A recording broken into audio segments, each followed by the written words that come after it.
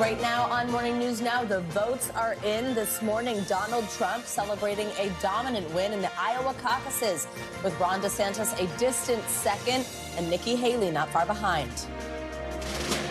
This is the first, because the big night is going to be in November when we take back our country, and truly we do make our country great again. Plus, an announcement and an endorsement for the former president from Vivek Ramaswamy as he drops out of the race. We have team coverage with results and reaction from Iowa as the 2024 election season gets underway. Also this morning, much of the East Coast blanketed in snow from another winter storm. Now, tens of millions of Americans waking up to weather alerts as temperatures plummet. We are tracking it all. Plus, real concerns about artificial intelligence and its impact on jobs. The alarming report highlighting the risks and what it could mean for your role in the workplace. And a big comeback for television's biggest night after a months-long delay from two major strikes. Last night's Emmy Awards celebrating some of your favorite shows and Hollywood's hottest names. We'll have the most memorable moments, including several historic wins, plus the inspiring speech that got a standing ovation. We both stayed up to watch some of that. It was one of those interesting nights where we were flipping back and forth between the Emmys and the Iowa caucuses, which I never thought I would say that. Yes, so perhaps you were doing the same. Good morning. Good to have you with us. I'm Joe Fryer. And I'm Savannah Sellers. We're going to get started this morning in Iowa, where the first presidential nominating contest of 2024 is now in the books. NBC News projects former President Donald Trump has won the Iowa caucuses. This cements his status as the frontrunner to win the Republican nomination later this summer, which would set up a likely rematch in the general election against President Biden. NBC News also projects Florida Governor Ron DeSantis has come in second place ahead of former Ambassador Nikki Haley. For the past several weeks, it was a closely watched battle to see who would be the runner-up between those two candidates. Businessman Vivek Ramaswamy came in fourth, promptly suspending his campaign last night, then endorsing former President Trump in the process. As for Trump, his campaign held a watch party where he addressed supporters after he was projected as the winner. I really think this is time now for everybody, our country, to come together. We want to come together, whether it's Republican or Democrat or liberal or conservative. It would be so nice if we could come together. It's just so important, and I want to make that a very big part of our message. We're going to come together. It's going to happen soon, too. Breaking it all down for us, we are joined by NBC News correspondent Von Hilliard in Des Moines and NBC News senior national politics reporter Jonathan Allen, I believe also in Des Moines. Good morning to the both of you. Okay, guys. So, Von, let's begin with you. The outcome of the caucuses, it was no surprise with the former president coming out on top. It was this closely watched race for second between DeSantis and Haley. Just what are your takeaways from the results last night? Donald Trump dominated this. He has dominated the Republican field over the last years. Guys, and last night, it was evidence that the polls met reality. For Donald Trump here, a clear message was sent that a close majority of the Republican Party, at least here in Iowa, stands by his side. And Nikki Haley and Ron DeSantis, there were questions whether there was potential quiet support between the two in communities, especially here in the suburban areas around Des Moines, that would come and surge and at least narrow this into a race in which one of them would be able to claim this as a clear-cut two-man race and be that Trump alternative. I want to let you listen to Ron DeSantis, who NBC News does project to finish here in second place, in which he declared that that individual, that Trump alternative, should be him. But I can tell you, because of your support, in spite of all of that they threw at us, everyone against us, we've got our ticket punched out of Iowa. We represent a chance to reverse the madness that we've seen in this country, to reverse the decline of this country, and to give this country a new birth of freedom. And, well, Donald Trump talked about unity, almost suggesting that Nikki Haley and Ron DeSantis should get out of the race and support him. Just a couple hours after that speech from Donald Trump here in Des Moines, his own spokesman for the campaign said in response to Ron DeSantis, quote, "You have no idea what's about to happen and the pain your campaign candidate will experience." The New Hampshire primary is just 1 week from today, guys. Vaughn, thank you so much. John, let's bring you in here. What stands out to you about Nikki Haley's finish in Iowa? Savannah, she had an opportunity, I think, to knock out Ron DeSantis and didn't do it. So we saw the last Iowa poll before the caucuses from NBC, and the Des Moines Register had her ahead of Ron DeSantis by 4 points. So it was a disappointing night for her. There was low turnout. That did not help her because a large part of her coalition is independents and Democrats who are more loosely affiliated with the Republican caucuses and less likely to show up. And this is, basically these are the seeds of Nikki Haley's eventual destruction in this primary, unless she figures out a way in which to appeal to more of the Republicans who are currently for Donald Trump or Ron DeSantis, because she can't win the nomination with a coalition that is so heavily reliant upon non-Republicans, with so many closed primaries where only Republicans can vote coming up on the calendar. John, let's look ahead to New Hampshire. That state's primary is set for 1 week from today. Polls do show Trump with a significant lead over Nikki Haley, but not as big as in Iowa. DeSantis not really a factor there. So what can we expect then over the next week? You can expect a lot of campaigning, a crisscrossing of New Hampshire. Ron DeSantis is headed to South Carolina to sort of plant a flag and say that he's going to stay in the race until South Carolina, which has its primary in late February. I'm actually here in Manchester, New Hampshire. I arrived at about 4 o'clock in the morning. Last time I talked to you guys, it was from Des Moines. And, what we see here in New Hampshire every primary season is this just incredible sort of lollapalooza of politics with candidates crisscrossing the state with events. I think Nikki Haley's going to try to find a way to build that anti-Trump coalition that she's got and maybe find some Republicans that want to vote for her. But Trump maintains, as you see in that poll, still maintains a lead over her even after several of the other candidates have dropped out. All right, John Allen, stealthily moving across the country in the middle of the night. Very similar looking hotel room. John, thanks so much. Appreciate you.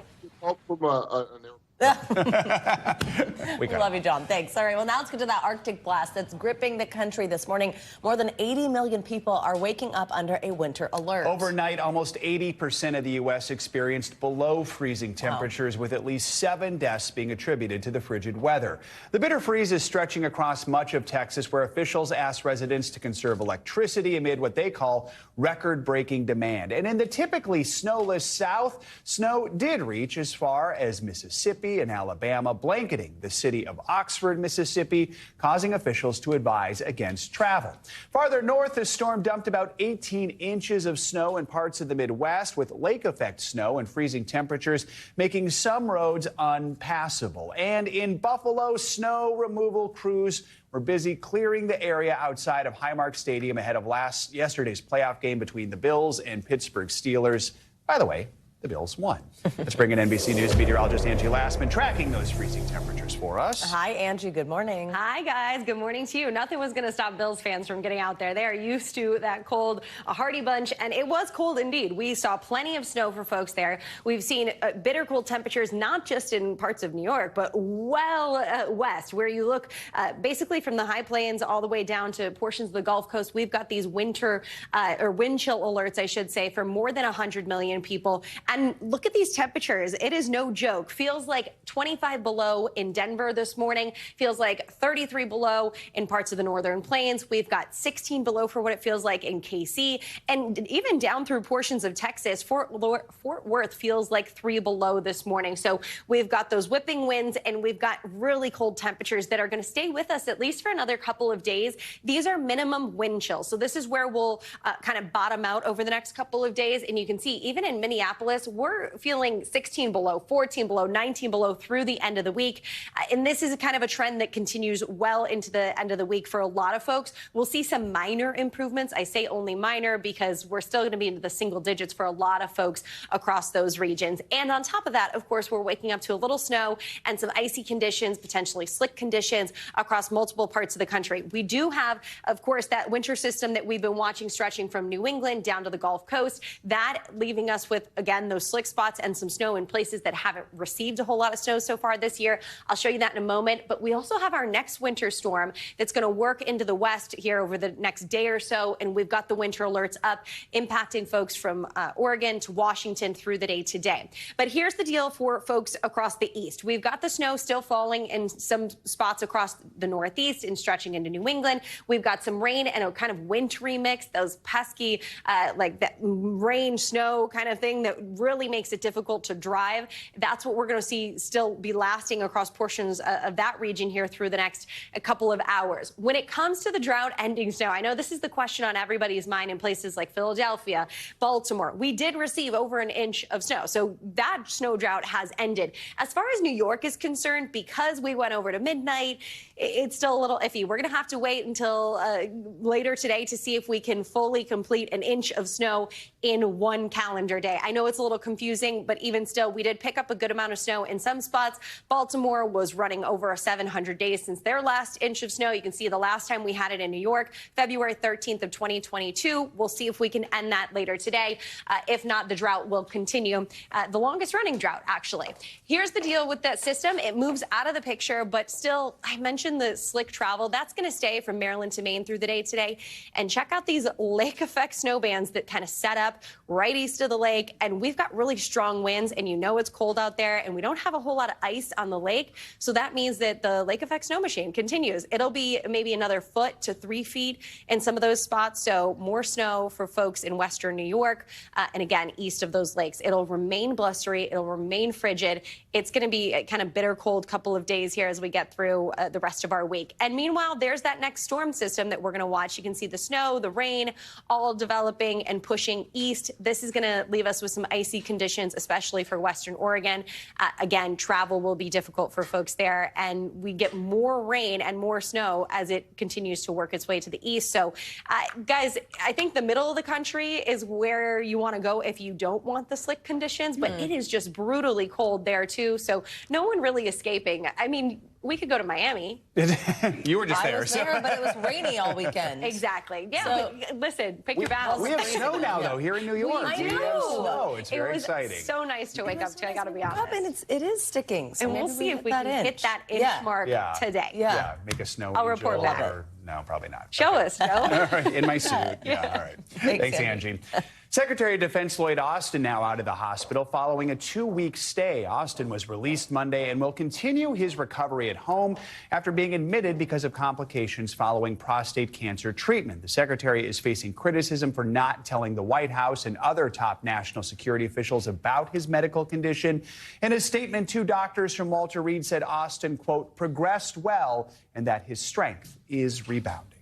Well, the UN is warning that not enough aid is getting into Gaza as Israeli forces continue to bomb the Palestinian enclave this morning. They are calling for more entry routes into Gaza and criticize the speed at which the aid is being cleared through the borders. The UN's World Food Program says the humanitarian situation so bad that Gaza now on the brink of famine. It is a warning that's being echoed by the UN Secretary General. Nothing can justify the collective punishment of the Palestinian people. The humanitarian situation in Gaza is beyond words. Nowhere and no one is safe. The long shadow of starvation is stalking the people of Gaza, along with disease, malnutrition, and other health threats. And I'm deeply troubled by the clear violation of international humanitarian law that we are witnessing. The threat of a broader Middle East conflict is growing after Iran fired missiles at northern Iraq on Monday, targeting what it says was an Israeli spy base. NBC News Chief Foreign Correspondent Richard Engel joins us now from Jerusalem. Hi, Richard. Good morning. So let's start with what we are hearing about Iran's attack and what's been the reaction from Iraq and from the U.S. So this was a surprising incident. It happened last night. It was first announced by the Iranian Rev Guard, which is a division of the Iranian military. It's been sanctioned by the U.S. It's been called a terrorist organization, but it is an elite force of the Iranian military. And according to the Rev Guard, they fired a ballistic missile into Kurdistan, which is an autonomous region in northern Iraq. And when the first news broke last night after midnight here, I and other journalists were shocked. We thought, what is going on here? The Iranians are firing ballistic missiles into Kurdistan.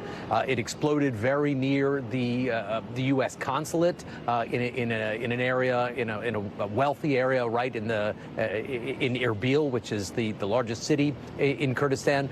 And it turns out that, according to U.S. officials, according to Kurdish officials, that the U.S. compound was not the target. The target was a private compound owned by a wealthy Kurdish businessman.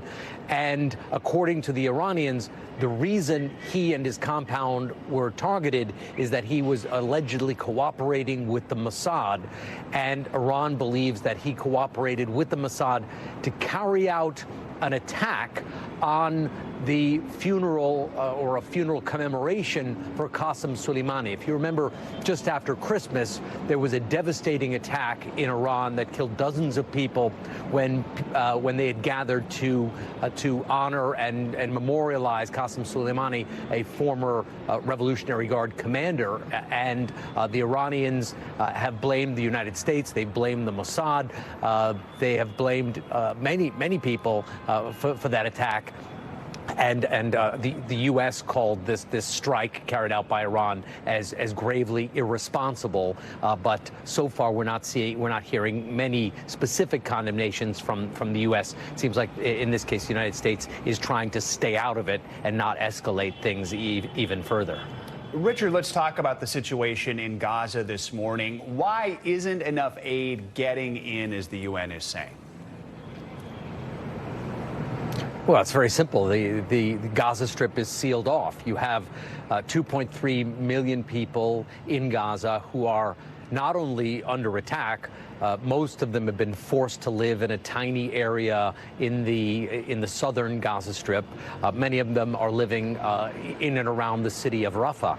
Rafah is a small city. It only had a few 100,000 people living in it before the war started just 100 days ago.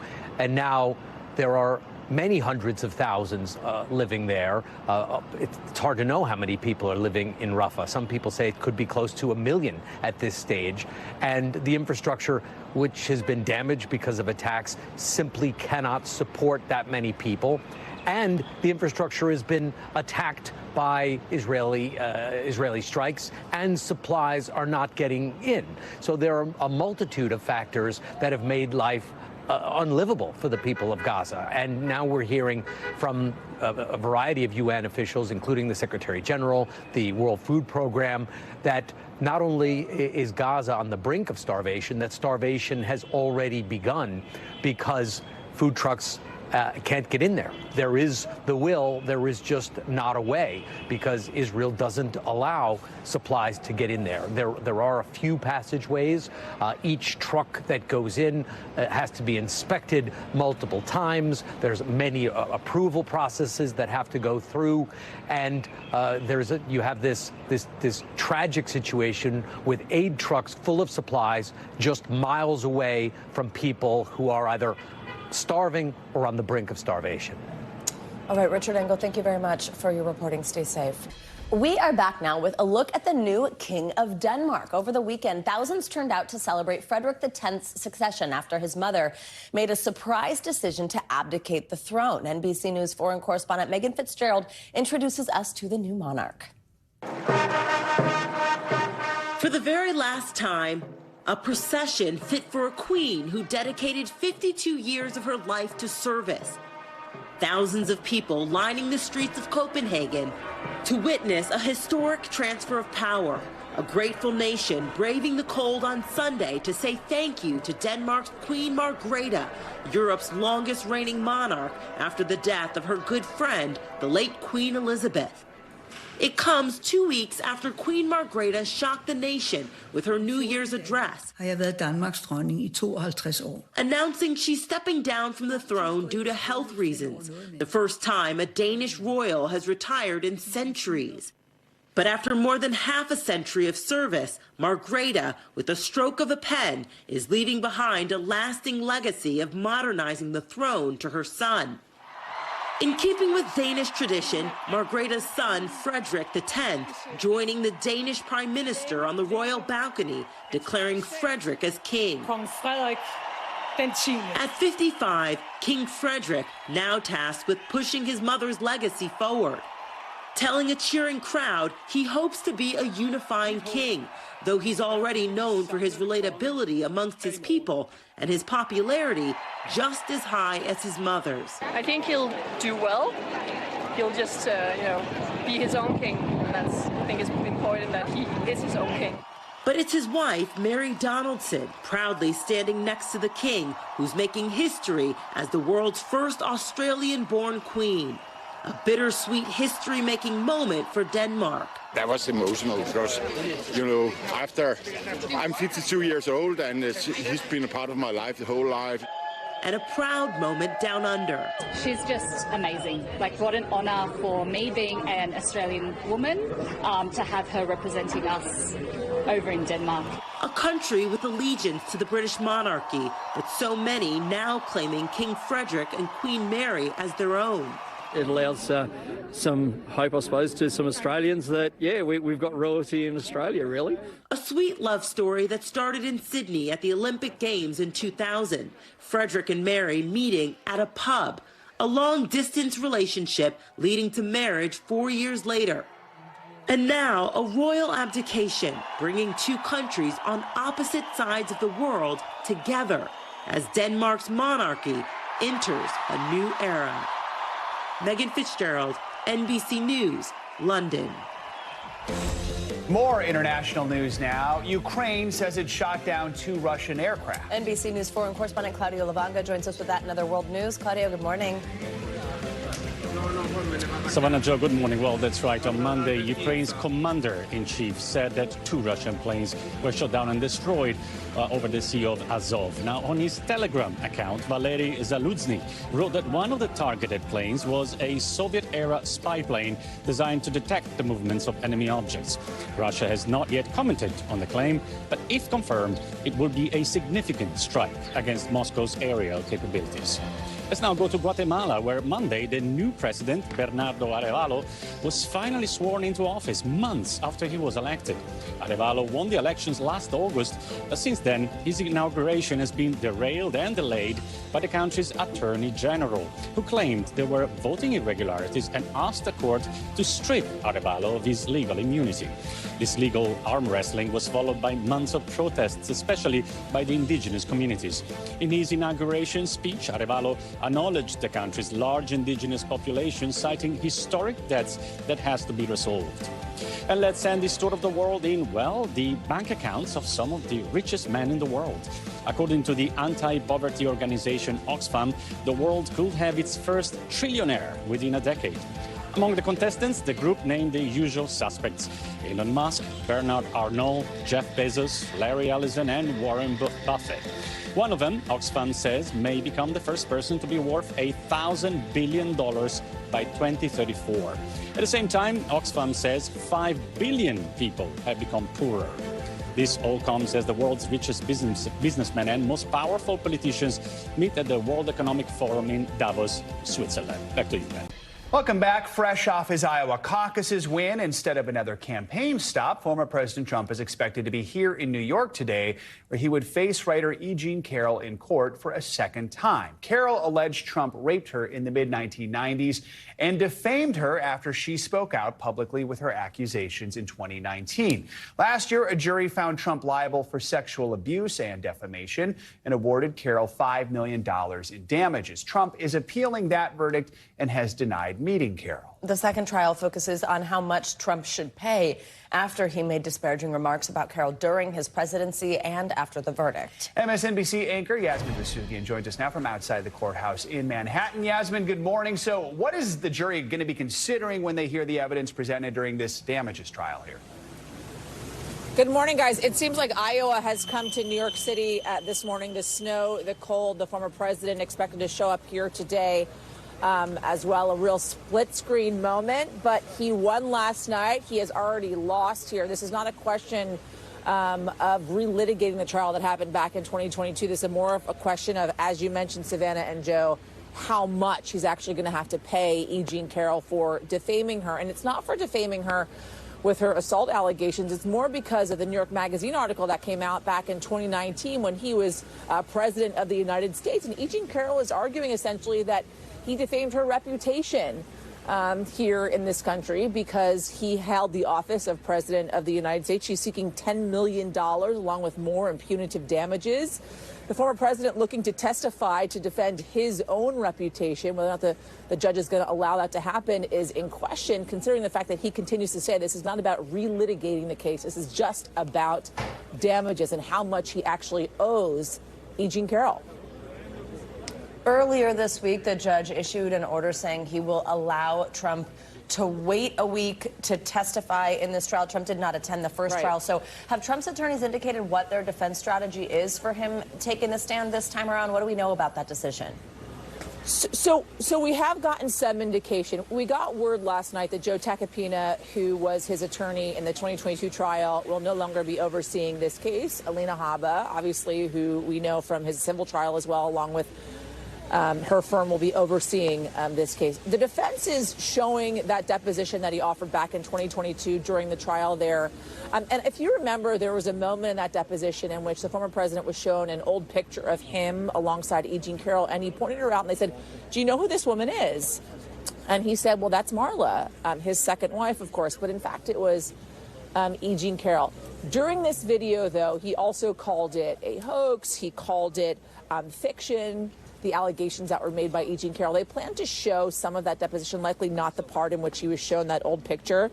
They also plan to argue that E. Jean Carroll did not, quote, sustain any reputational or economic harm as a result of the statements made by the former president.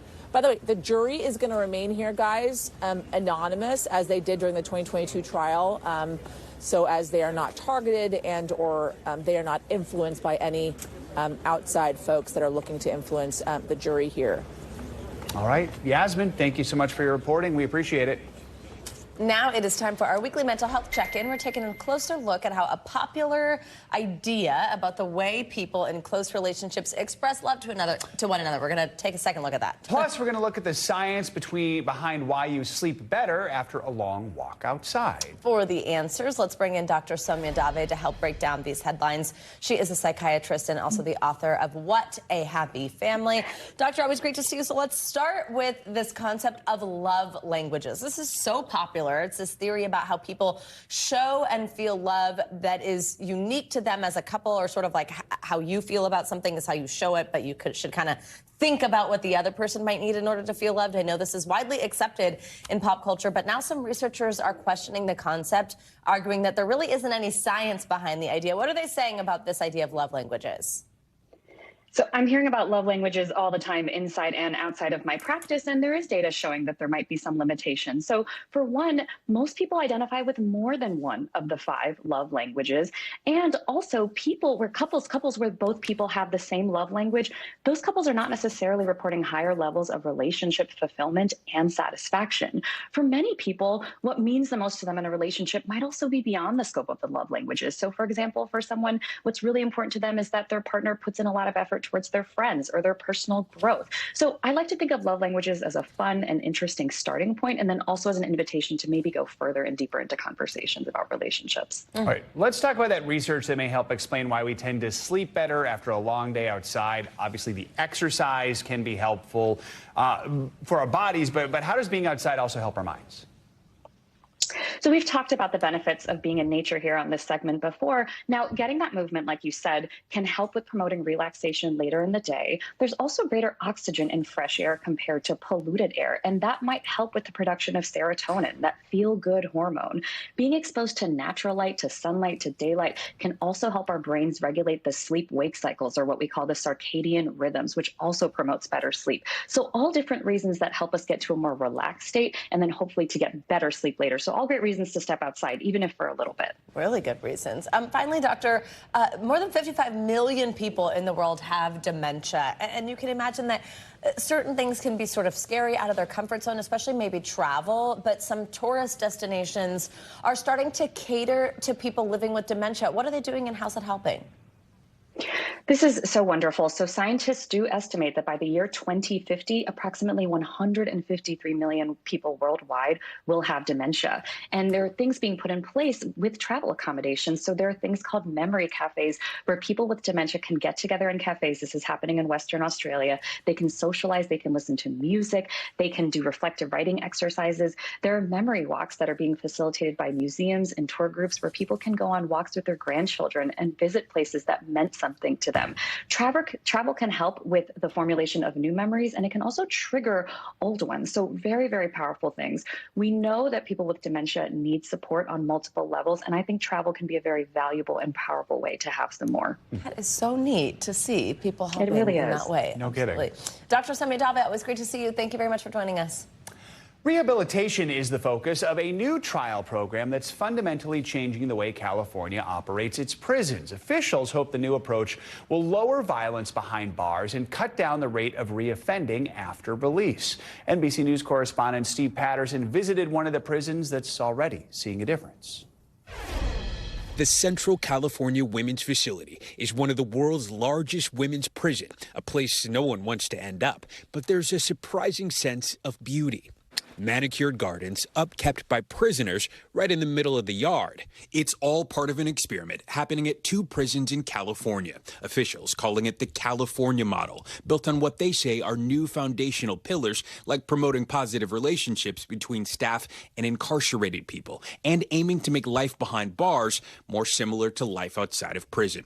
The goal is to replicate the results in Scandinavia, where Norway says reforms over the last 2.5 decades have brought down the rate of reoffending within 2 years to only 20%, much lower than here in the U.S. If you treat an inmate with respect, he'll respect you back. The hope back in California that the new approach inspires young women to rehabilitate, like Angela. Did you think prison could be like this?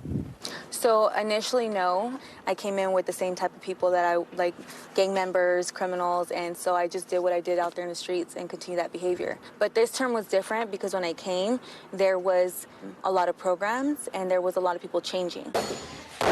Those programs, here to help people change, are especially important for women re-entering society. Research from the Prison Policy Initiative shows they face higher rates of unemployment and homelessness than formerly incarcerated men, and are frequently the primary caretakers of their children, needing extra support. Angela says she's come a long way. What did you do? I found out my brother was murdered. I knew I was going to retaliate. You're not only brother and sister from the same family, but we're also from the same gang family. Wow. So it was a double whammy, and I stabbed him in the neck, and I left him there to die and try to survive. Do you still think about that? It hurts. The more I change, the more I think about it, like, how could I do something like that? Yeah. And so I think that's one of the hardest processes of changing, is that you have to take accountability and responsibility. But when she came in, she was a lot more like the first-timers we met a few yards over. I hate this place. Why do you hate this place?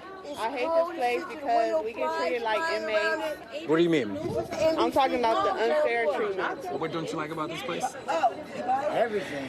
Some young women, like Mariana, haven't yet taken advantage of all the rehabilitation programs. The truth? Anything but the truth? Yeah, tell me this place ain't shit. Why isn't it? We have no program. We log down 24/7. These people like to be all up in our business for no reason. Like, they need to mind their business. They're too involved. But her tone changed when a lieutenant came over. What do you want to say? I mean, the leadership's all right here. What do you want to say to them? I can't. You know what? I cannot complain about the people here. I've met so many different types of people. I'm so used to being in a community so tight, so close, that I've expected so much, and I've learned so much from different people. I've learned from lifers. I've learned from short-termers. I've even learned from the staff. And as we learned, it's not just the inmates who benefit from going through a shift in perspective. So on this facility, we're doing things a little bit different. Correctional Officer John Kuski says this new California model completely changed the way he works and gave his life a better direction. How were you acting when you first started to the way you see the population now? I was stereotypical, us versus them. Like, yeah. I come in, I'm a peace officer, you're an inmate. Like, right. I looked at him as almost subhuman.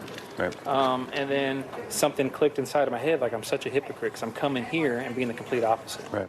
Correctional officers here are also supposed to benefit from a more positive environment and healthier relationships with the incarcerated population.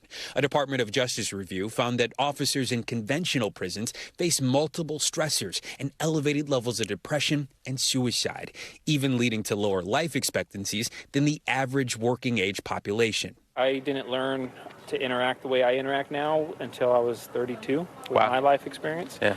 I got 5 daughters, and now I come to work like I kind of look at it like I got 700 daughters. Like, where do I meet them where they're at?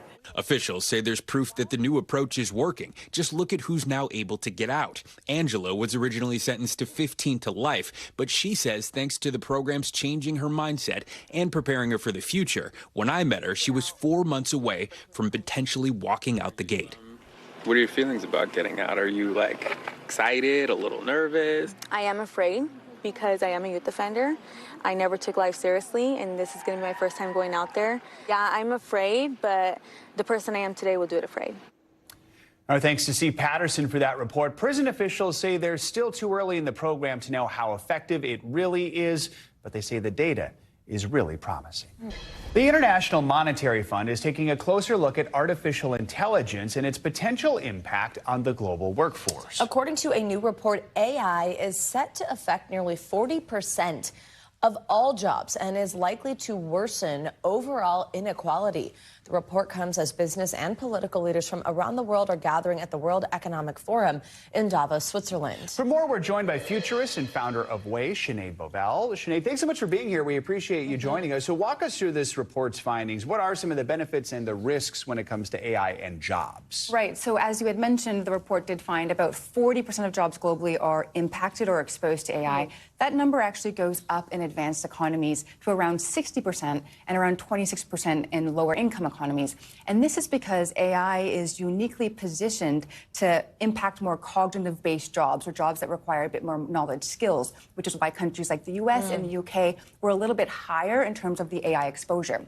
On the one hand, though, exposure could mean two things. AI could complement a worker's job, making them more productive, and that actually drives demand for that job and the skills in that job, the human skills.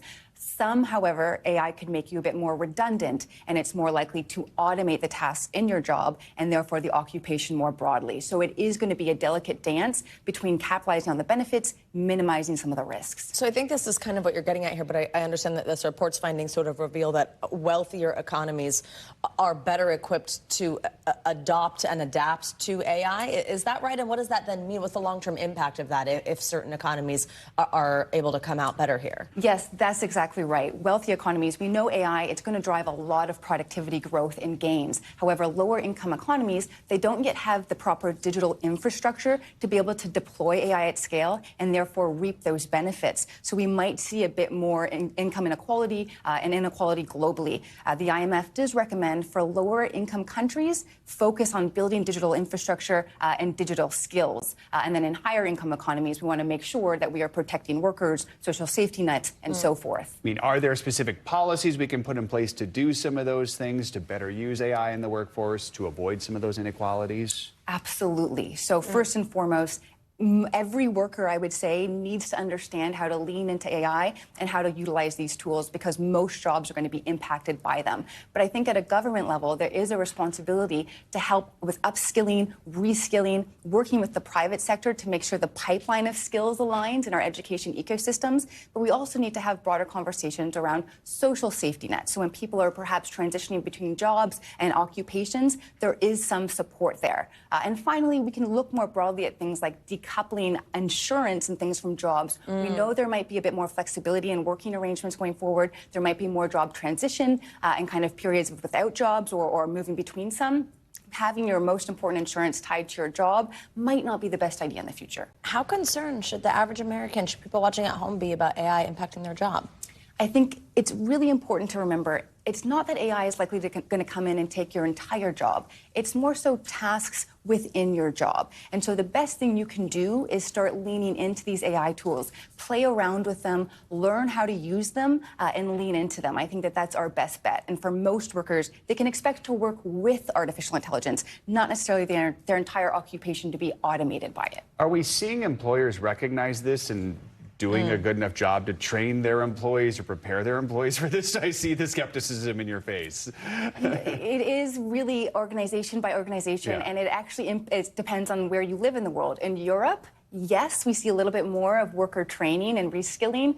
In America, not so much. There are some companies like AT&T that do that, but it's not necessarily the broad, widespread approach at this point in time, but it's something that we really need to consider. All right, Sinead, thanks so much for joining us. We appreciate your expertise on this topic that a lot of people are still wrapping their heads around. Yeah, a conversation we should keep having. Thank you. Good to see you. Let's get you some money news now. Let's start off in the skies. Boeing adding even more quality inspections to those 737 MAX after some sharp criticisms from the FAA. CNBC's Silvana now has that and other financial headlines. Silvana, good morning. Joe, Savannah, good morning to you. Yes, so Boeing lays out new measures to strengthen its quality controls. That's in response to sharp criticism from the FAA, airlines, and the public. That's in the wake of the Alaska Airlines accident. Now, these include adding more outside inspectors of its assembly lines. Both Boeing and its major 737 MAX supplier, Spirit Aerosystems, will open their factories to inspectors from the airlines whose jets they're building. The head of Boeing's commercial jet business telling employees, quote, "It's clear that we are not where we need to be." Microsoft is offering its Copilot AI virtual assistant to small businesses. Consumers who pay for Microsoft 365 can also sign up for a paid version of Copilot for $20 a month. The moves will help Microsoft expose more customers to generative AI, which has exploded since ChatGPT came onto the market last year. The paid version will let people use Copilot in Word, Excel, Outlook, and other apps. Previously, the free version only let you use Copilot in the Bing search engine. And Elon Musk may want more control over Tesla. In a post on X, Musk says he doesn't want to grow the EV maker's AI and robotics capabilities without owning a quarter of the company. Musk currently owns 13% of Tesla's shares, but says if he has 25%, he can override any shareholder votes against his proposals. Musk says unless that's the case, he would prefer to build products outside of Tesla. Tesla stock has dropped about 12% this year, guys. All right, Silvana, thank you so much. Yeah. Welcome back. The musical comedy Shucked may have just closed on Broadway, but there is good news for fans. During the closing night, producer Mike Bosner announced that it is set to become a movie. The pun-filled show tells the story of what happens when a corn-growing rural town loses its main crop. Variety confirmed a film version is being set up with Mandalay Pictures. In the meantime, the show is actually touring in the fall, and the Broadway cast album is nominated for a Grammy. I actually interviewed one of the stars, Alex Newell, back when Shuck opened on Broadway last year. Alex won a Tony for their performance, so it has been great to see the show do so well. Wow. It's so fun. And musical movies are a thing right now. So love it. There you go. And you Add talked this about one how to the funny that list. was, so that's exactly. awesome. All right, finally this hour, after a 4-month delay due to those Hollywood strikes, the Emmy Awards were back in a big way, providing nostalgia, laughs, and a night of some of TV's most iconic stars. Entertainment journalist and pop culture expert Brian Balthazar joins us now to talk through it all. Brian, good morning. Great to see you. What a fun night, right? I mean, first let's just look big picture at the big winners. Which shows picked up the most trophies? It really was. Hi, everyone. So I think it was interesting because there weren't a lot of surprises as far as who won, right? Succession won 6 Emmys for Best Drama. The Bear won for 6 Emmys for Best Comedy. And then Beef won 5 Emmys for a limited series. I think what online people were saying was the most surprising about these winners is that The Bear is under the comedy category, which it can do because it's a half-hour show. So it can submit itself as a comedy. And, of course, there are funny moments, but people were kind of like, boy, I think Succession may be funnier even than The Bear. But interestingly, though, there were not a lot of surprises between the actors and the actual shows that won, those 3 right there. Also, speaking of The Bear, I know there was this fun moment between 2 stars celebrating their win. Tell us about this. There was. Okay, so when it won Best Comedy, 2 of its stars, Eben Moss-Bachrach and Maddie Matheson, got up there, and Eben planted what can only be described as a lengthy, funny, but, you know, not that passionate, but seemingly performed as a passionate kiss, and it went on for a bit. And, of course, that was a big crowd pleaser online and in the audience as well. Pretty funny. What a picture. You've heard of a bear hug. That was a bear kiss. All right, some of the winners used the event to talk about important issues to them, as always, which is usually one of the more entertaining parts of the speeches. What were some of the topics that were discussed? Right. So they have a limited time up there. So it's always interesting when they use that for a social platform, which is great. Niecy Nash, which won for her supporting actress role in Dahmer, actually gave a speech where she dedicated her victory to the struggles of unheard yet over-policed black and brown women like Glenda Cleveland, Sandra Bland, and Breonna Taylor. Glenda Cleveland being the woman that she portrayed in the series Dahmer. So that was a really powerful moment. She also thanked herself for believing herself, which I thought was a beautiful moment. Then, of course, RuPaul, who won for the one for RuPaul's Drag Race, got up and said, if a drag queen wants to read a story to you at a library, listen to her because knowledge is power. And if someone tries to restrict your access to power, they are trying to scare you. So listen to a drag queen. And finally, Jennifer Coolidge, who won for her Best Supporting Actress role in White Lotus, never disappoints, honestly. She's always fun and funny. And then she thanked, using a reference to one of her lines in the show, I want to thank all the evil gays, she said, which, of course, is one of those lines from the series that went viral, and gave a shout out to that moment, which, of course, you know, people are going to miss her in the next season, but she always makes a memorable acceptance speech. Yes. She confirmed she is very dead. Very dead. It's also funny when she put the statue down. She's like, this is too heavy. I can't hold it. God, she's so funny. Also, let's talk about Elton John. Obviously, a legend before last night, but this was a big, big moment. Tell us exactly why winning the Emmy for the Outstanding Variety Special was such a big deal here. Right. Well, now he joins a very elite club of EGOTs. To be an EGOT, you have to win an Emmy, Grammy, Oscar, and Tony. Obviously, he's won plenty of Grammys, 5 of those. Oscars, he's won 2 for 2 of the songs he's performed and written for movies, and then 2 Tonys as well.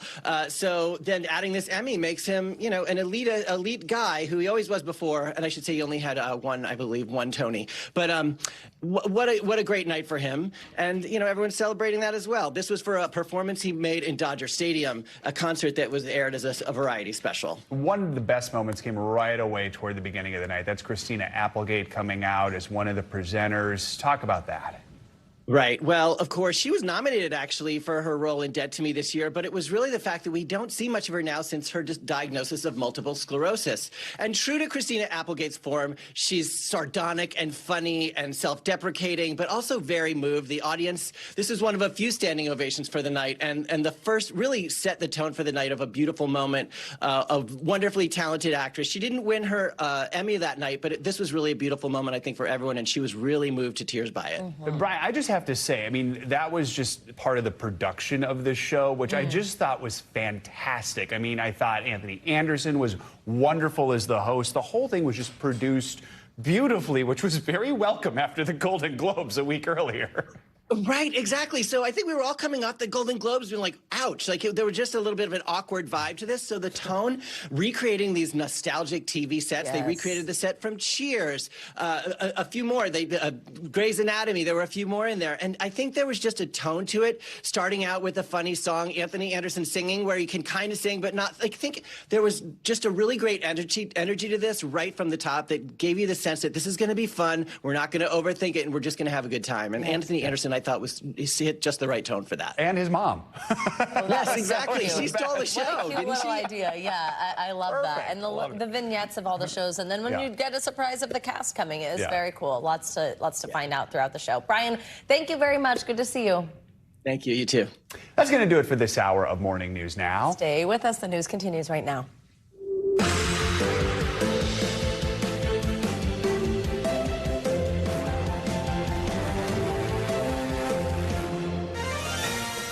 Good morning. You hear that election music. Thanks for joining us. The day after the Iowa caucus, I'm Savannah Sellers. I'm Joe Fryer. Right now on Morning News Now, it is on to New Hampshire after former President Trump handily takes Iowa's crucial caucuses. It was a landslide victory over the GOP field, but it was a close battle for second place. Our Steve Kornacki breaks down the numbers as Vivek Ramaswamy bows out of White House contention.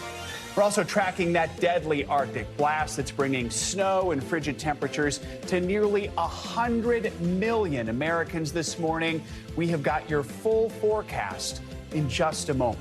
There's a new flashpoint on the southern border this morning. Tensions are growing between the Biden administration and Texas after the tragic drowning of a migrant woman and 2 children.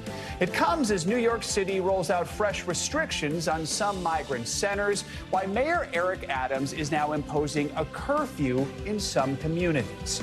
And is the work from home boom here to stay? We've got a new survey of some top business leaders who are prioritizing happiness on the job over filling cubicles from 9 to 5. Good to have you with us on this. It feels kind of like a Monday because we had awards last night and all sorts of stuff. It was a holiday. Yeah. It is Tuesday morning. So we're going to begin this hour with a landslide win for former President Donald Trump in the Iowa caucuses, kicking off the 2024 primary election season. NBC News projects Trump has won the Iowa caucuses by a huge margin over his fellow Republican rivals. You can see that on your screen there. In a closely watched battle, though, for second, Florida Governor Ron DeSantis finished ahead of former Ambassador Nikki Haley.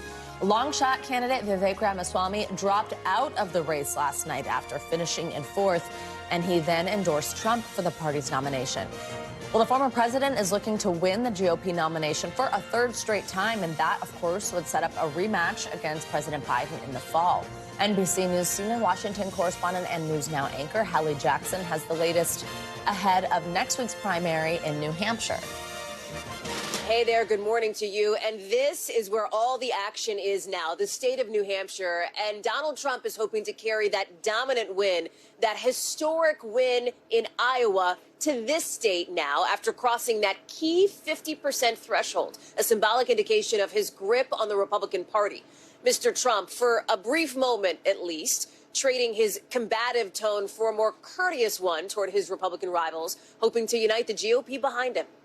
It's now off to New Hampshire. Former President Trump this morning setting his sights on New Hampshire and the general election. This is the first because the big night is going to be in November. After cruising to a win in the Iowa caucuses with a record margin of victory, coming in at 51% of the vote, his rivals trailing far behind.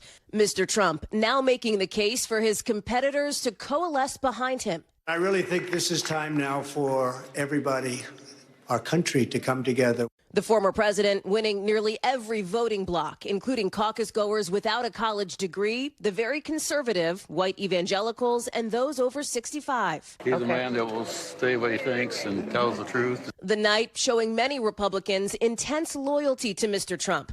Despite the former president facing 91 felony charges, 2/3 of caucus goers consider him fit to be president, even if he were to be convicted of a crime, according to our NBC News entrance polls. They also showed a majority agreed with Mr. Trump's lies that the 2020 election was illegitimate. Across Iowa, historically low temperatures and low turnout, too, with roughly half the number of caucus goers compared to 2016. But for Florida Governor Ron DeSantis, enough supporters showing up to boost him to a 2nd place finish as he edged out former UN Ambassador Nikki Haley for 2nd place. We've got our ticket punched out of Iowa. All smiles for DeSantis in a state he invested heavily in and once predicted he'd win outright. Now, a rationale to keep his campaign going. We have a lot of work to do. The focus now shifting to New Hampshire, where the margins appear much closer. We're on to New Hampshire. Haley looking to gain ground on Mr. Trump, who has only a single-digit lead in recent polling. Our campaign is the last best hope of stopping the Trump-Biden nightmare. You can expect to see the candidates out on the campaign trail today. Nikki Haley, of course. Ron DeSantis will make a stop in South Carolina before coming here to New Hampshire. And former President Trump will stop in New York. He's expected to appear at the start of that defamation damages trial involving writer E. Jean Carroll. He'll then come up to New Hampshire for a rally alongside Vivek Ramaswamy, apparently, who dropped out overnight and endorsed the former president. Back to you. All right, Hallie Jackson, thank you so much. Let's bring in NBC News national political correspondent Steve Kornacki. He is at the big board to dive deeper into last night's results. Steve, good to have you with us. So the results in Iowa generally tracked the final NBC poll leading up to caucus day. No huge surprises. It was a tighter race than maybe some expected between DeSantis and Haley for second place. Just what stood out to you? Yeah, I mean, obviously, it's just sort of the totalizing nature of Trump's victory here. 98 of the 99 counties, places he won in 2016, his margin just exploded. Places he was very weak in 2016, especially in Northwest Iowa, where you have a heavy evangelical vote. There was a lot of distrust of Trump 8 years ago when he first ran among evangelicals in Iowa. That has completely changed in 8 years. Just to give you an example, this county right here, Sioux County, this was Donald Trump's worst county in Iowa in 2016. He got 11% of the vote here. Deeply, deeply religious. Look at that. He ends up improving by 34 points, wins it by double digits over DeSantis. You know, DeSantis had really targeted evangelical voters, got a lot of evangelical endorsements. His strategy here for a surprisingly strong showing would have involved winning a county like this. Instead, he kind of gets buried by Trump here. So I think Trump's overall strength here is the big story. In terms of Nikki Haley, she came in third, but the places she did well and the types of voters she did well with, she did very well with independent voters in particular. Independent voters only made up 16% of the caucus electorate in Iowa last night. They go to New Hampshire next week, and independents could be 45% of that New Hampshire primary electorate. It's an extremely high number in New Hampshire relative to other states. So, while Haley got 32 points behind third place here, the strength she showed here in Iowa, where she showed it, I think translates better to New Hampshire, much better to New Hampshire than anything that DeSantis showed last night. So you mentioned that, the strength that she has that could maybe kind of carry over. Tell us more about what we sort of gleaned that are maybe bright spots for each of these, even though obviously Trump was so far out ahead. I mean, with these top three here, what do you think they can take away and lean into as we move forward? Yeah, I mean, look, Trump can take that this is a historic margin. The previous best total in an Iowa Republican caucus was 41%. George W. Bush in 2000, he improved that by 10 points. Look at this, 29-point margin for Trump here. The previous biggest margin in an Iowa Republican caucus was just 12 points. Bob Dole in 1988. So Trump just shattered all those records. This is an interesting one, by the way. I want to get this one in. We say 98 of 99 counties for Trump. You see the one exception here. This is Johnson County, where the University of Iowa is. How close did Donald Trump come to going 99 for 99? Look at this. Literally one single vote. Wow. Nikki Haley beat him by one vote in Johnson County. If that flipped, Trump would be 99 for 99. In terms of strengths, though, for Haley, it was. Look, this is a very good example. Johnson County has the highest concentration of adults with college degrees of any county in Iowa. University of Iowa is there, as you say. So it's high college degree concentration. You got a lot of independents who end up participating in the Republican caucuses, higher income level, cities, suburban areas. That's her kind of core strength. Those are the places she performed best in Iowa last night. Again, that's not going to be enough given her weakness in the rural areas in a state like Iowa.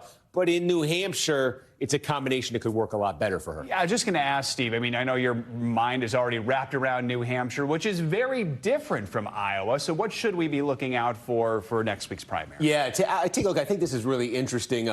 If we flip over, this is the average of the polling in New Hampshire right now. And again, look, Haley already at 30%, just 13 points behind Trump in the average. This is, of all the states we've been polling and seeing polls in, this is the closest one, right now. So Haley's shot is going to be in New Hampshire. And again, look how different it is demographically. And Iowa last night was 55% evangelical, 16%, as I said, independent voters, 9% moderates.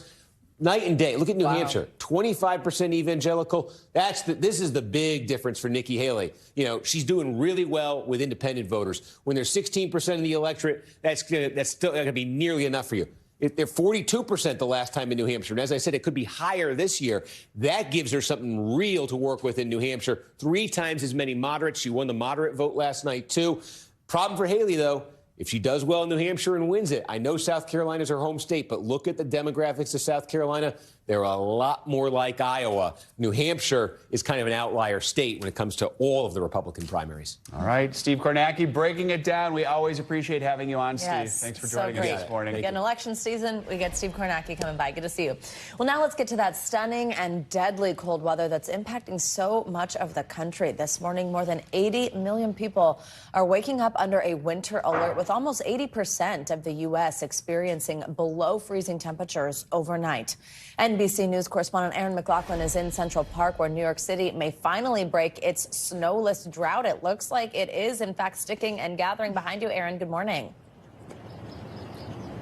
Good morning, Savannah. From a very wintry Central Park, New York City has not seen this much snow in 700+ days. And as you say, the snow here is finally sticking. Meanwhile, in other parts of the country, there's been so much snow that entire counties have declared a state of emergency.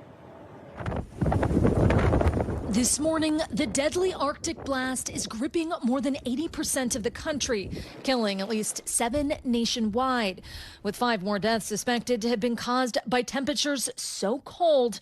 In some parts, it feels like -50, transforming roads into potential death traps. There's so many car accidents. It's really bad. To the south, a state of emergency declared in parts of Tennessee. Nashville and Memphis feeling wind chills in the single digits, with some even skiing through the streets. The snow reaching as far west as Oklahoma. And in Texas, the dangerous conditions raising concern for that state's power grid and plumbing. The storm also creating chaos in the air, with more than 4,100 flights canceled nationwide on Monday and more than 8,000 delays, according to FlightAware. Across the country, schools are closed due to the cold, from Denver to Buffalo. And New York City is finally feeling the freeze after 700+ days of no substantial snow. It's not going to be a big snow. It's just the idea that we haven't had snow in so long, so it's foreign to us. At Columbus Hardware Store, there's hope. All this snow will shovel in more sales. So once we see the snow, people start coming in. Are you excited? Yes, we are. We've just been waiting for over 700 days. It's a long time. Very long time, if you ask me. Now, I want you to check this out right now here in Central Park. That is over an inch of snow, Savannah. The National Weather Service says officially the streak has been broken this morning. Now, city officials say that once the snow reaches 2 inches, if the snow reaches 2 inches, that's when they're going to deploy their snow plows. They have an unprecedented number of city workers on standby, and the hope is that they'll be able to plow every street, every bike lane simultaneously. Meanwhile, we're already seeing more impact in the air. According to FlightAware, more than 1,000 flights have been canceled today so far, and it's expected more to follow. Savannah? Don't quite need the yardstick yet. Yeah. But maybe like a foot-long ruler. That's ambitious, right? You have to get down lower. I get it, Aaron. All right. Hey, we broke the streak. We'll take it. Stay warm. Thanks, Aaron. Let's stay on this, because millions who are impacted by those winter weather conditions, we're going to take a look for you at how you can stay safe on the road if you got to leave your house today for any reason. Well, joining us now with some tips on how you can travel safely is AAA automotive expert David Bennett. David, thank you very much for joining us. So according to AAA, winter weather and bad road conditions are a factor in nearly 500,000 accidents and also more than 2,000 road deaths every winter. What do drivers need to know, keep in mind, to stay safe on the road? Good morning. I think, first of all, if they don't need to be on the road, don't get on the road. Stay home. Allow the Department of Transportation to get out there and clear all those roads, as your reporter was just talking about. But if you have to be on the road, you want to focus on the task at hand, and that's driving from point A to point B. Remove all of the distractions. You want to, get your radio station set to where it should be, get your coffee there, get your GPS all set up, and just focus on that task at hand. And then make sure that you're giving yourself plenty of stopping distance. Give yourself extra room while you're driving, because you don't know if all of a sudden somebody's going to stop suddenly. But also, you have black ice out there, and you just never know when you're going to hit that. So give yourself extra time, focus on that task at hand. David, people often forget there are things you should be doing in advance to prepare your car for the winter weather. What are some of those steps? Well, the biggest thing is your tires. You want to make sure you have your proper tire pressure, but you also want to take a look at the tread on your tires. And then back in the day, if you think about it, it used to be the penny test. Now it's the quarter. Put the quarter in upside down. Take a look at the Washington's head, and if you can see Washington's head, you need to get yourself a new set of tires. But also, what you want to do is make sure that you clear off all the snow from your vehicle. Don't forget your roof and also the trunk. You want to check all your lights, make sure they're working, and that's for two things. One, you want to see, but you also want to be seen. And then again, make sure your wiper blades are good, because that'll help with your visibility. Quickly, we just have a few moments left, but we do want to ask, what should you do if you find yourself stranded in these dangerous weather conditions? Well, you want to stay with the vehicle. That's going to give you the most protection. Then you want to go ahead and call. You want to call somebody for help. If you're driving long distance, you may want to go ahead and give somebody the route that you're planning to take, just in case you do break down. Somebody knows that route that you've done. But you really want to stay in your vehicle the best you can. Maybe put some kind of clear identification marker, like a bright shirt or something like that, on the window that indicates that, hey, my vehicle is broken down. But the big thing that you also want to do is make sure that you don't step into the side of the road or things like that. And as you're driving and you see emergency vehicles on the side of the road, or you see vehicles that are stopped, give them some room. If you would, slow down, move over, give them opportunities to do their job, get home safely, because that's really what we all want to do.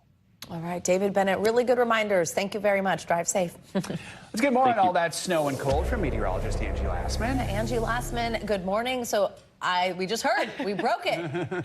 Yeah, Aaron's unofficial announcement there, but I do have the official amount from the National Weather Service. As of 7 a.m., we have picked up an inch today. In total, since we started to see it snow last night, about 1.4 inches for New York City. So yes, the snow drought is over for folks in New York City, Philadelphia, Baltimore, Richmond, not quite. We're still going to see that snow drought continue for folks there. You can see how long it's been. Well, officially 701 days we went without an inch in one single day. The last time in New York was way back in February of 2022. You can see Baltimore over 700 days, Washington, D.C. 728 days. So people are happy that we finally got a little bit of snow.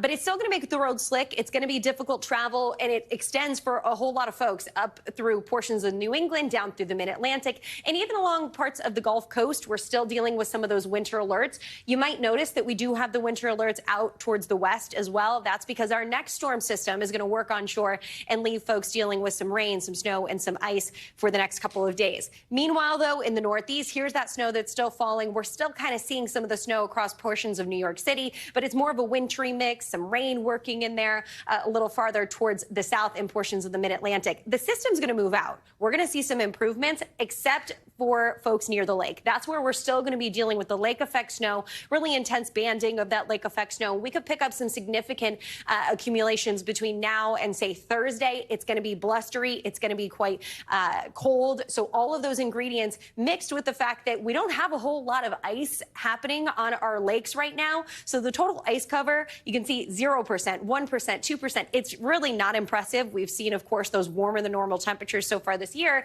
And that means that the snow machine continues east of the lakes. Places like Western New York could pick up 1 to 3 feet again through the next couple of days. And I can't not tell you about the dangerous cold. I mean, it is brutal out there. 133 million people under these wind chill alerts. Temperatures sub-zero to say the least. And with that wind, guys, we're talking 20 below for what it feels like in Kansas City this morning. Bundling up, no matter if you live in the northern plains, down through portions of the Gulf Coast. We need those extra layers today for sure. No kidding. It sounds like for a few days, perhaps, too. All right, Angie, thank you so much. Well, after a long postponement due to writers and actors strikes, Hollywood's top TV stars hit the red carpet last night for the 75th Emmy Awards. The big winners, hit shows Succession and The Bear, each took home 6 awards. The night was also filled with some really emotional tributes. NBC News entertainment correspondent Chloe Malas joins us with some of the biggest moments. Chloe, good morning. Good morning, you guys. I have to say, it was one of my most favorite award shows that I've seen in years. And like you said, after a 4-month delay due to those Hollywood strikes, the Emmys were back in a big way, providing nostalgia, laughs, and some of TV's most iconic stars. And the Emmy goes to... It was a night of sweeping wins, big reunions, and touching tributes. as Hollywood celebrated the biggest names in television. HBO's Succession snapping up Best Drama, along with 3 acting wins in its final season. This is a show about family. Including Kieran Culkin for lead actor in a drama series with his own family moment on stage. My beautiful wife, Jazz, thank you for sharing your life with me and for giving me 2 amazing kids. And Jazz, I want more. Hulu's The Bear swept the comedy category, winning Best Comedy Series. Star Jeremy Allen White taking the lead actor statue. And Iowa Debris winning for Best Supporting Actress, with an assist from our own Carson Daly. The Emmy Awards marking 75 years by reuniting some of TV's most iconic ensemble casts on recreated sets, including Cheers, The Sopranos, Martin, Grey's Anatomy, even SNL Weekend Update anchors Tina Fey and Amy Poehler. I'm Tina Fey, and we've reached the stage in life where we'll only present awards sitting down. And of course, the dancing stars from Ally McBeal. This night was also a celebration of diversity, tying the record for most winning actors of color. Abbott Elementary's Quinta Brunson became the first Black woman to win lead actress in a comedy series in 40 years. I just love comedy so much that I am so happy to be able to get this. Niecy Nash Betts bringing the room to its feet with her acceptance speech. I want to thank me for believing in me and doing what they said I could not do.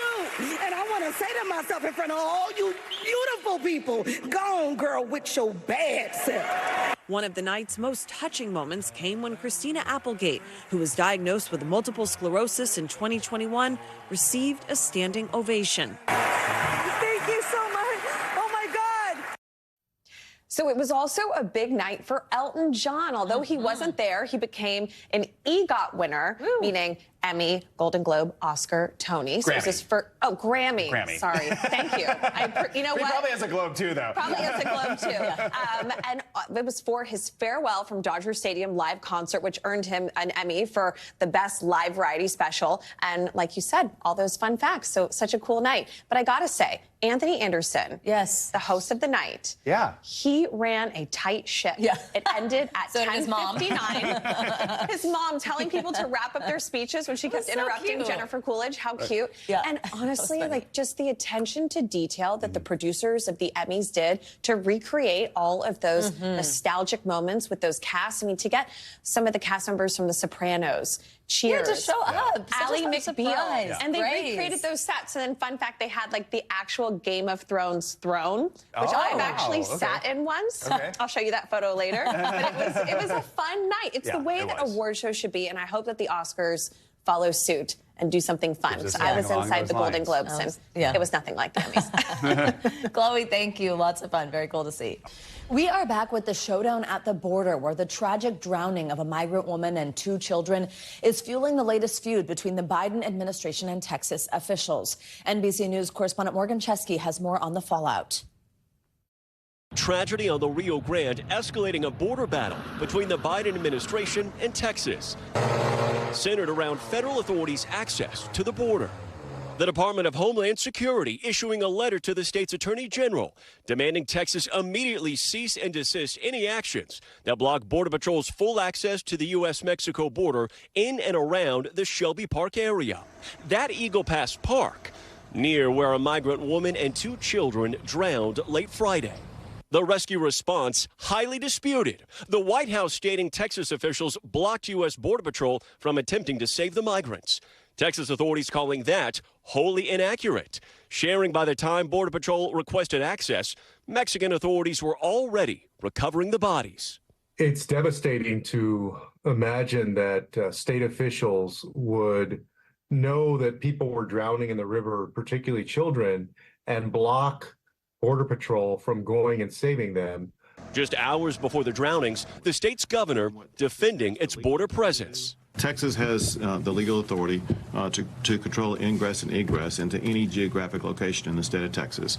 Back in Eagle Pass, 700 white crosses, marking the estimated migrant deaths over the last year. DHS is giving Texas a deadline of this Wednesday to stop blocking Border Patrol, or they'll refer the matter to the Department of Justice and pursue all options available to restore access.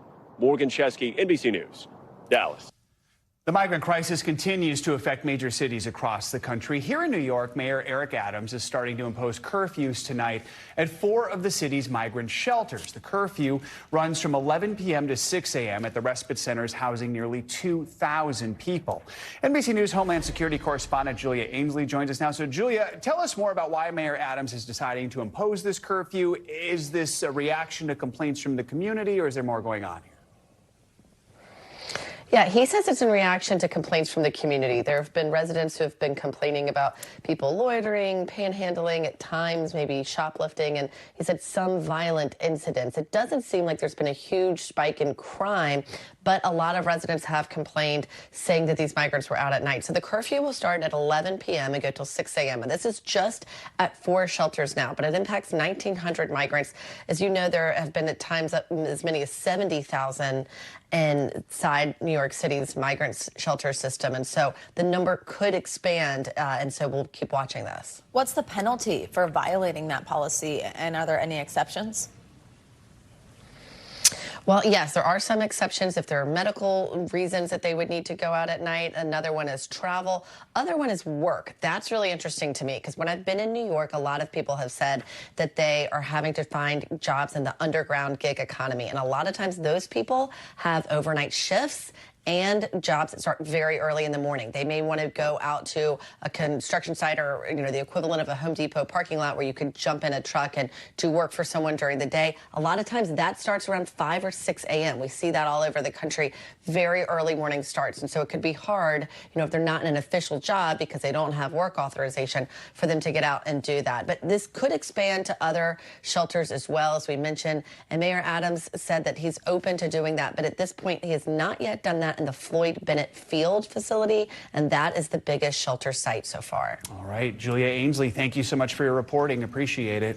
Now let's get you some international headlines. North Korean leader Kim Jong-un is shutting down any chance for reconciliation with South Korea. NBC News foreign correspondent Claudio Lavanga has the latest on that and some other world headlines. Claudio, good morning. Joe, Savannah, good morning. That's right. State media in North Korea reports that Kim Jong-un said that his country will no longer seek reconciliation with South Korea. Now, the Korean Central News Agency also said that the North Korean leader called for rewriting the country's constitution to eliminate the idea of shared statehood with South Korea. The announcement effectively ends a decades-long pursuit of unification and followed months of heightened tensions between the two countries, intensified by South Korea's military exercises with the United States and the North's weapons development and testing. Let's now come back here to Italy, where a junior culture minister is under investigation after he allegedly exhibited a stolen 17th century painting. The capture of St. Peter by painter Rutilio Manetti was reported stolen from a castle in the north of Italy in 2013. It reappeared in 2021 when Vittorio Sgarbi, a junior culture minister and renowned art critic, put it for show at an exhibition.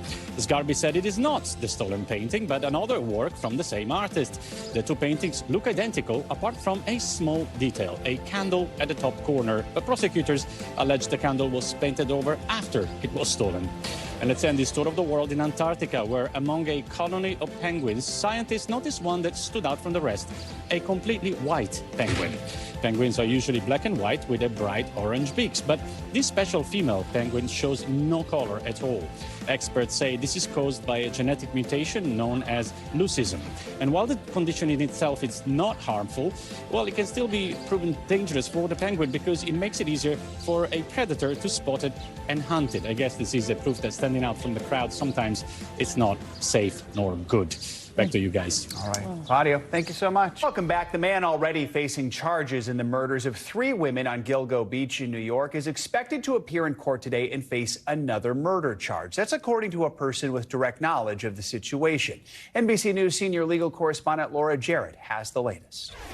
Hey there, for more than a decade, a string of unsolved murders rattled Long Island residents and confounded authorities, but a big break in the case changed all of that. And now, once again, prosecutors say they will announce a significant development in this investigation. Rex, did you do it? This morning, the criminal case against accused serial killer Rex Heuermann potentially widening.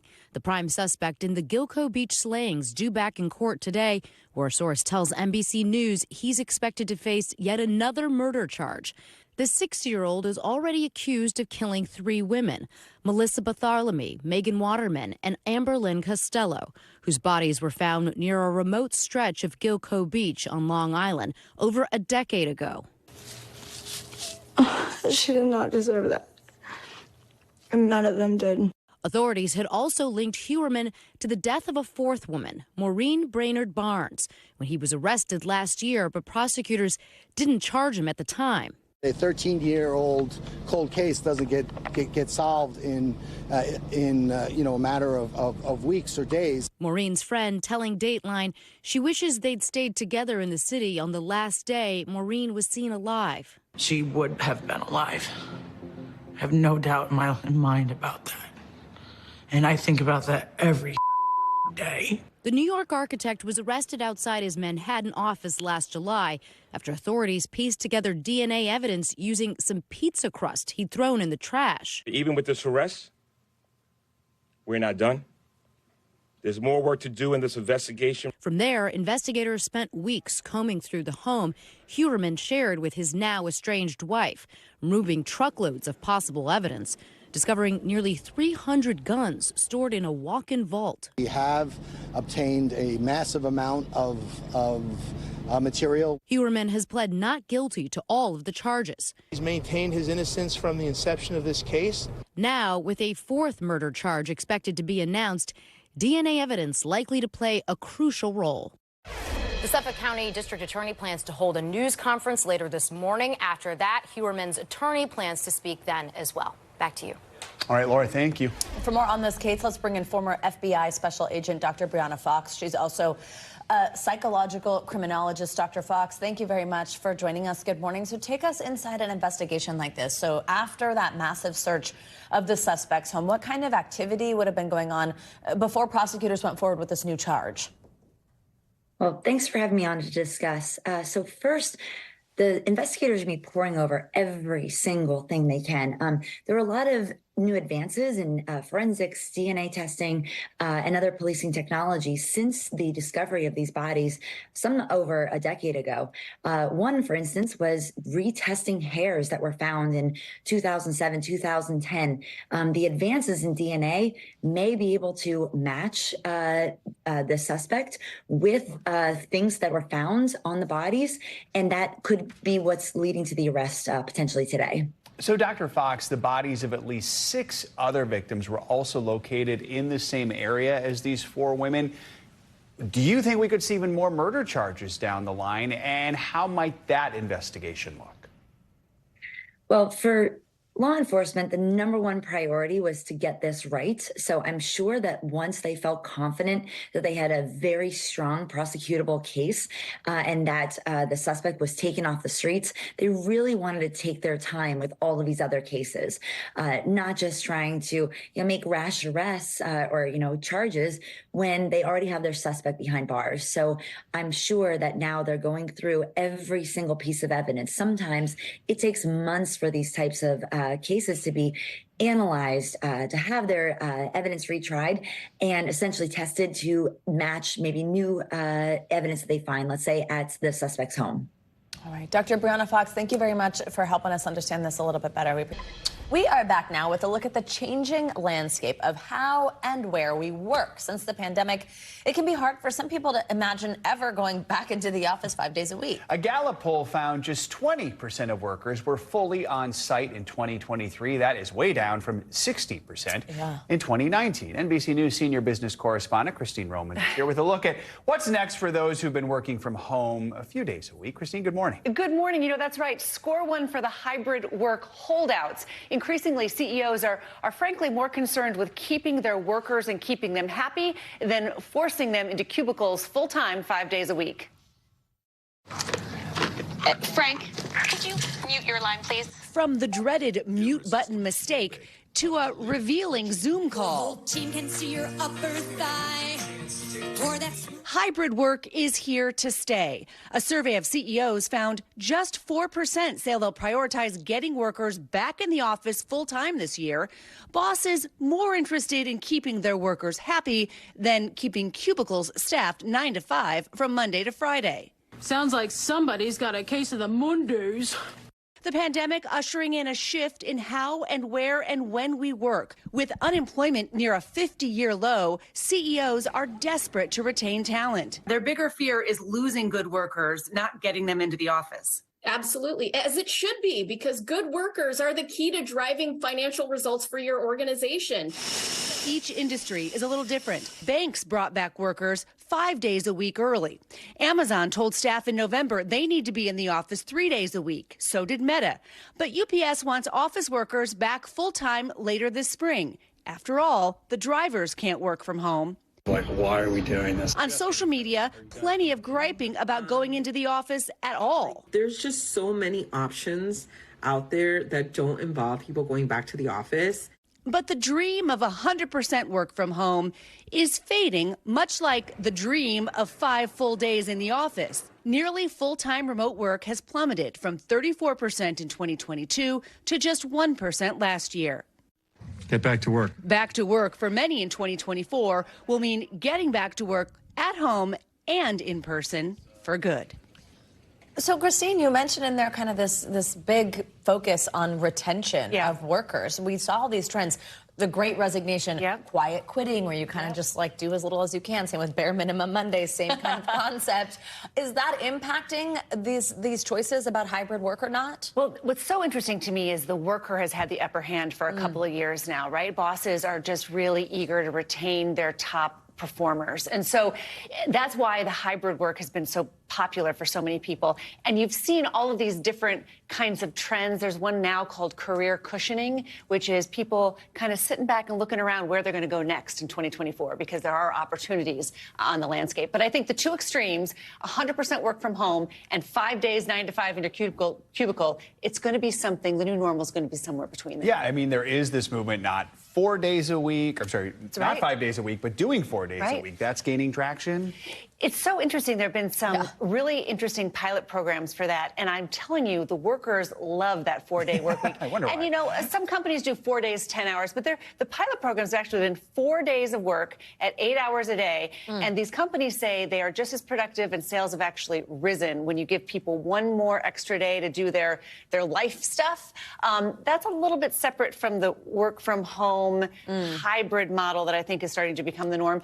As I mentioned in the piece, though, banks, people have been full-time in banks for months and months now. Some tech companies are really pushing to have at least 3 days a week in the office, especially people working on AI. They want you on site working on some of the really important high-value parts of the economy. So it depends on sort of like where you are in the economy. But I think 5 days, 9 to 5, 10 commutes, that is a pre-pandemic model. So if you are somewhere, though, where that is what your bosses are saying is going to happen, that's what the company wants, is there any recourse, or do you have any tips on having a conversation about that? I would say you need to be armed with numbers and results. You need to be able to go back to your boss and say, look, here is how I have outperformed. Here is where I have boosted sales. Here is where I have, beaten deadlines on this, this, or this. This is how I've mentored so-and-so. Be able to get in there and show that you working from home 1 day or 2 days a week and coming in the office 3 days, how that has worked for the bottom line of the company. If you can connect your particular hybrid model to the company's profits, that's how you make that argument. Very good advice. Christine Roman, thank you so much. Thank you. Welcome. All right, let's get some more financial headlines now, starting with new efforts from Apple to push back on its U.S. sales ban case. CNBC's Silvana Henao has that and other money headlines. Hey, Silvana, good morning. Hey, Savannah. Hey, Joe. Good morning to you. So Apple will drop blood oxygen features on smartwatches that have been banned from being sold here in the U.S. Now, Apple and the U.S. Customs Bureau haven't commented, but reports say Massimo, that's the company which claims Apple infringed on its patent, says the feature will be going away. Apple pulled the devices before the sales ban went into effect last month, but won a temporary reprieve in court. Bloomberg reports the modified watches have been shipped to stores, but they won't be sold until the government officially approves the changes.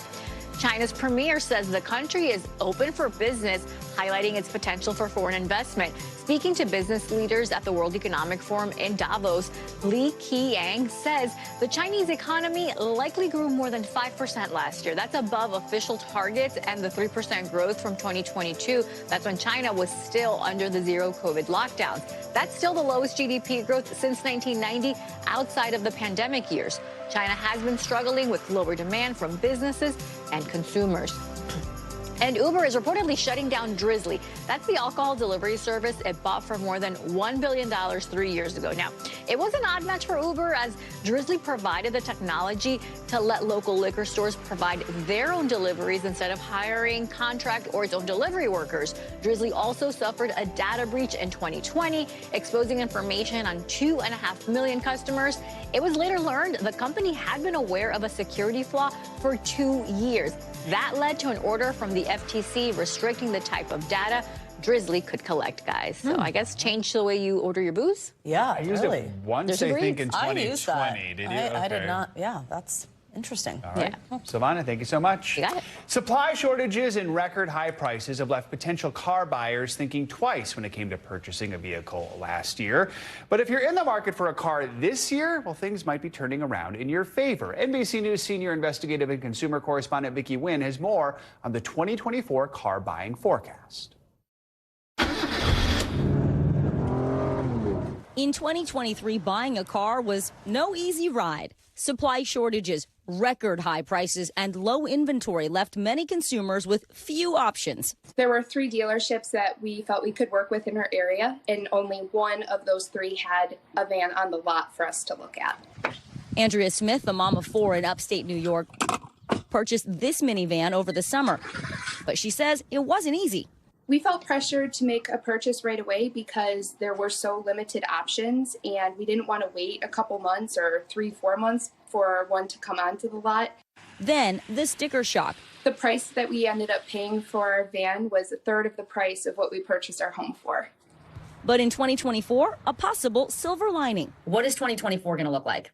2024 will look a lot more normal to the average shopper. So Brian Moody is executive editor of Kelley Blue Book. He says with factories coming back to full production, inventory has been recovering. While still below pre-pandemic levels, the boost in availability means more options on the lot. In 2024, there's an abundance of both new and used cars, and so customers should be able to find what they want for a reasonable price. In November of 2023, the price of new and used cars decreased slightly from record highs in 2022, with new cars averaging $47,000 and used cars at $26,000. But Moody says consumers will see the biggest savings thanks to increased incentives offered by automakers. These perks are up 136% in December compared to 2022. What are some of those incentives that we have forgotten about because it's been so long since we saw them? Always look for the low APR, the low interest rate. That's the best way to get the most bang for your buck. But we also see some cash back and some subsidized leases, meaning that there may be little down payment and a low monthly payment for a car that might work for you.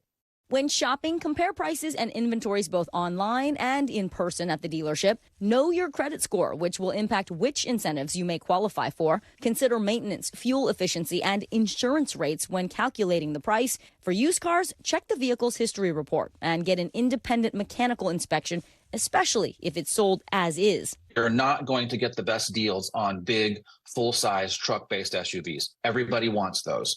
If you really want a deal, look for sedans and hatchbacks, cars like the Toyota Corolla or the Honda Accord.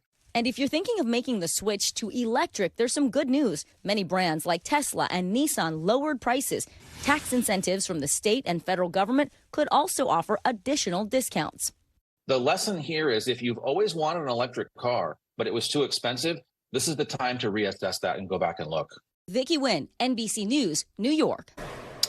Welcome back. 3 big acts have been confirmed to perform at the Grammys next month. Billie Eilish, Dua Lipa, and Olivia Rodrigo will all be on stage at the Crypto.com Arena. All of them are currently nominated as well. Eilish and Rodrigo have a total of 6 nominations. Dua Lipa has 2.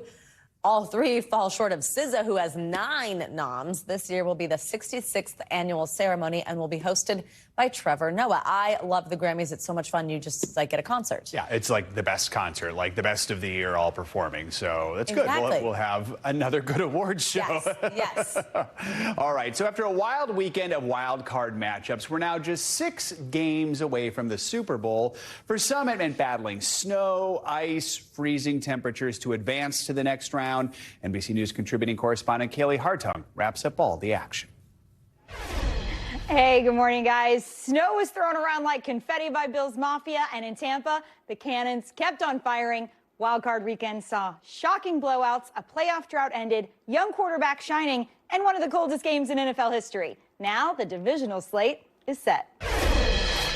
A Buffalo win worth the wait. In below freezing temps, the Bills coming out hot after a massive blizzard postponed their wildcard matchup against the Steelers. And with another 3 feet of snow falling the night before the delayed game, Bills Mafia shoveling, scooping, and scoring the best seats they could dig out. For the first time in modern day NFL history, fans allowed to sit wherever they'd like. Their reward, a 31-17 win and a divisional game ahead. We're going to need everybody in Bills Mafia to be here and support us. I'm just thanking God that, we get another chance to play another game. Go Bills.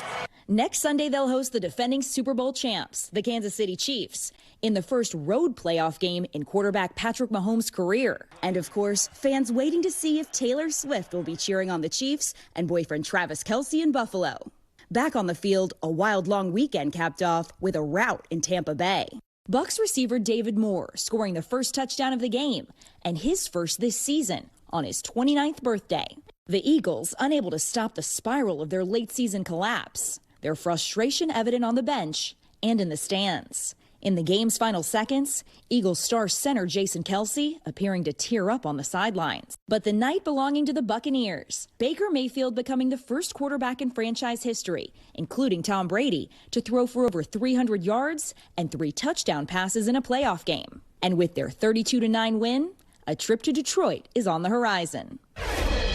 So any devoted sports fan probably has a story about sneaking scores to a big game when you can't be in front of the TV. I know I have. Well, last night at the Emmys, look at this. Rob McElhenney showed real commitment to watching his beloved Eagles. He tweeted this photo with the caption, "Who schedules the Emmys the same night as the Eagles?" He streamed the game from the award show and then the follow-up. Worth it, I guess, as he and Ryan Reynolds won an Emmy for their series, Welcome to Wrexham. Guys, I wouldn't be surprised if he would trade in that Emmy for an Eagles win. All right. There's a lot to watch last night. All right, Kaylee, thank you so much. She mentioned, by the way, that tearful moment for longtime Eagles center Jason Kelce. Well, this morning, citing sources, the ESPN and the NFL Network are reporting that the elder Kelce told his teammates he is retiring, so stay tuned for that. That would mean, of course, we already know we won't see a Kelce Brothers rematch in the Super Bowl this year. That might mean we'll never see a Kelce Brothers rematch. Well, we get a lot of them on their podcast. They and are he's got together quite a career going off the field. I think he's going to be okay. Right? If he chooses, I know. Yeah, and that's so down. funny that you say there was so much to watch. That streaming thing, that was us with the caucus coverage. You're watching the caucuses. And the Emmys. The Emmys. Football fans were watching the games. Speaking of football fans, hello to anyone who's new to watching us on Peacock after we had the Chiefs on Peacock exclusively. Thank you for joining us. Thank you for sticking around. Exactly. We're here every morning. All right. That is going to do it for this hour of Morning News Now. Stay with us, though, because the news continues right now. Thanks for watching. Stay updated about breaking news and top stories on the NBC News app or follow us on social media.